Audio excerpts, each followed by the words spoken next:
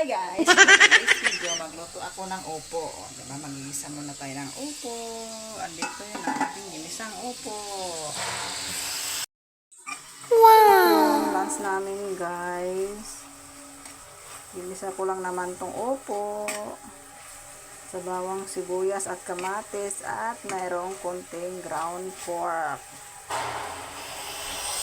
Halo-haloin lang natin guys hanggang siya ay malutong-luto na. Grabe mantika ng mukha ko ba? Okay lang yan. Sanay na tayo dyan sa mantika. Pwede na natin igisa dito sa mukha. Habang hinahalo-halo ko siya, hintayin natin ang ating ngayon guys, luto na ang ating giniling iglot. Ilagay na natin ang ating upo.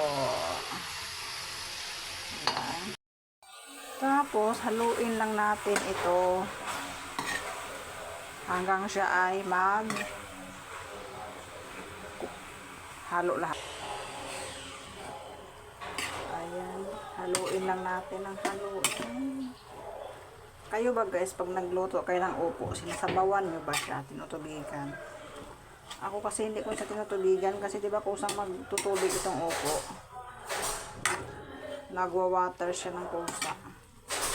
Hindi ko na siya nilalagyan ng tubig. Ganyan lang yan.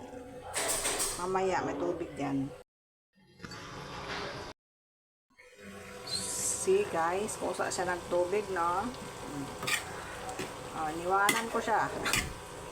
Luto ng ating upo. Kain na tayo. So ngayon guys, kakain na ako.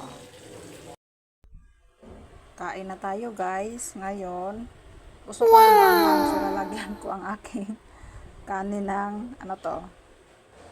Zufran. Maanghang to siya. Sa nakakaalam nito, maanghang to talaga. So dahil nag-create ako ng spicy, isubso natin sa kanin. O, diba? Sarap. Now guys, let's eat. Di kita nyo? Kita nyo akong spicy rice?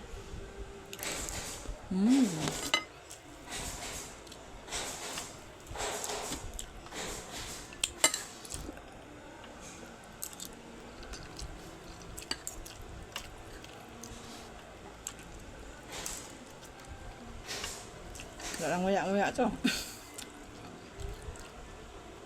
Sarap oh. Manghang.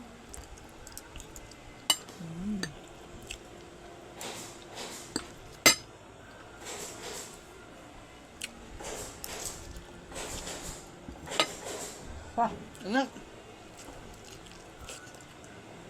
Thank you for watching. Bye.